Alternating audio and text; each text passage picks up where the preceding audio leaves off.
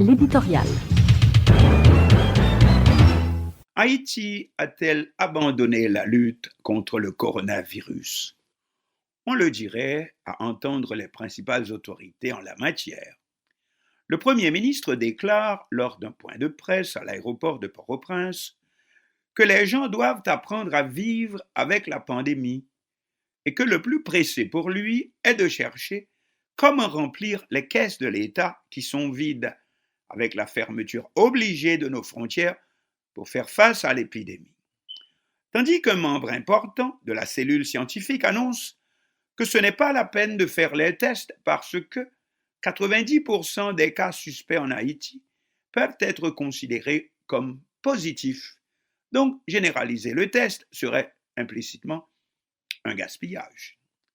Enfin, on constate aussi que les communications du ministère de la Santé publique se contentent de plus en plus désormais d'un bref bilan du nombre de cas positifs et de décès et rien d'autre. Mais reprenons point par point. Le Premier ministre Joseph Joute était à l'aéroport international Toussaint Louverture de Port-au-Prince. Écoutons le reportage de Vendebef Info. Le Premier ministre a visité le vendredi 12 juin l'aéroport. Cette visite entre dans le cadre de la démarche en vue de la réouverture de l'aéroport, fermé depuis le 19 mars dernier. Le chef du gouvernement estime qu'il ne peut pas penser de la même manière que les scientifiques. Comme le premier des ministres, il est de son ressort de penser économie, politique et puis santé, parce que la population doit vivre avec le virus, arguant que les experts n'évoquent pas encore de date pour la fin de la maladie. L'aéroport de Port-au-Prince est vide, constate le Premier ministre, soulignant que c'est de la même façon que les caisses de l'État sont vides. On ne saurait être plus clair. On ne saurait non plus dire de façon plus claire, plus directe, que la lutte contre le coronavirus n'est plus la priorité pour le pouvoir, mais est supplantée par la lutte pour remplir à nouveau les caisses de l'État. En même temps qu'ailleurs, que constate-t-on comme aux États-Unis? C'est tout à fait le contraire, tout comme dans le pays voisin, la République dominicaine. C'est la démarche contraire qui s'impose, alors que dans ces pays-là, une première reprise des activités vient de s'amorcer, ce qu'on appelle encore le déconfinement. Voici qu'on constate une augmentation des cas de contamination. Et par conséquent, on doit mettre le pied sur les freins, tout au moins procéder à une nouvelle réévaluation. Cependant, en Haïti, c'est tout à fait le contraire. Alors que le nombre de contaminations et de décès est au plus haut, eh bien, le Premier ministre ne pense qu'à démanteler les barrières afin de remplir, ce sont ses propres mots, les caisses de l'État.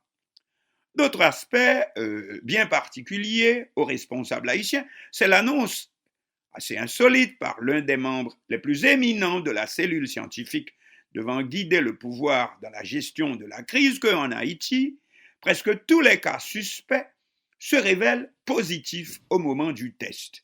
Au moins 90% des cas suspects et que partant, il est inutile de procéder au test, invitant toute personne qui ressentirait les symptômes à contacter le centre le plus proche avant qu'il soit trop tard pour elle. Numéro 1, même si scientifiquement ce serait prouvé, mais est-ce que ce n'est pas là décourager les gens en partant de tout effort pour lutter contre la terrible épidémie?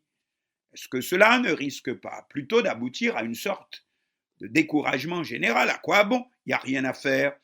Est-ce qu'il n'y a pas là, même involontairement, une sorte d'invitation au fatalisme dont le résultat, c'est de précipiter les gens dans les remèdes traditionnels, en même temps qu'ici on leur dit que c'est à leur risque et péril, ou encore chez le Bocor, dans le meilleur des cas ici également, disons le docteur Feuille, car il faut noter que les mêmes numéros qu'on invite les gens à appeler en cas d'urgence n'émettent aucune réponse à ce qu'on entend dire lors des émissions Ligne ouverte sur les médias. Nous lisons encore HPN, de nombreuses personnes présentant des symptômes de la COVID-19 qui ont tenté en vain d'appeler le numéro d'urgence 2020 lancent un appel pressant au ministère de la Santé publique et de la Population. alors que le coronavirus semble prendre sa vitesse de croisière dans le pays. Après 2 mois où l'état d'urgence sanitaire a été déclaré, les services défaillants en lien à la gestion de ce problème stressent de plus en plus la population. Fin de citation.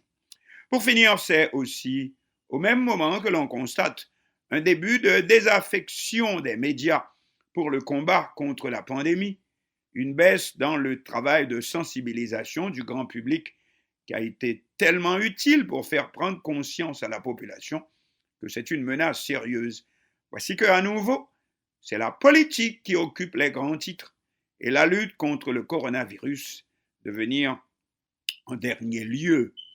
Est-ce que les promesses des politiciens sont plus convaincantes que celles des autorités haïtiennes ainsi que de la communauté internationale pour avoir pu ainsi détourner les communicateurs, aussi bien ceux des médias traditionnels que des médias en ligne, d'une tâche aussi vitale? En tout cas, difficile d'entendre. Il est vrai qu'un budget de 53 millions de dollars américains a été dépensé en 2 mois dans la lutte contre le nouveau coronavirus et que les médias soient obligés d'aller essayer, si l'on peut dire, de proposer leurs services ailleurs. C'est pousser le patriotisme au-delà même de sa propre survie. Bref, les pouvoirs constitués, comme on dit, semblent déjà fatigués à les entendre les uns comme les autres de la lutte contre le coronavirus qui, à entendre le Premier ministre, ne ferait qu'appauvrir les caisses de l'État. Conséquence, les moyens de lutte, comme justement le test, vont de plus en plus diminuer, voire disparaître, encore plus qu'ils ne le sont déjà. Bref, voici venir le temps du bon Dieu bon, à moins que le pouvoir en place accepte de déclarer qu'il a échoué.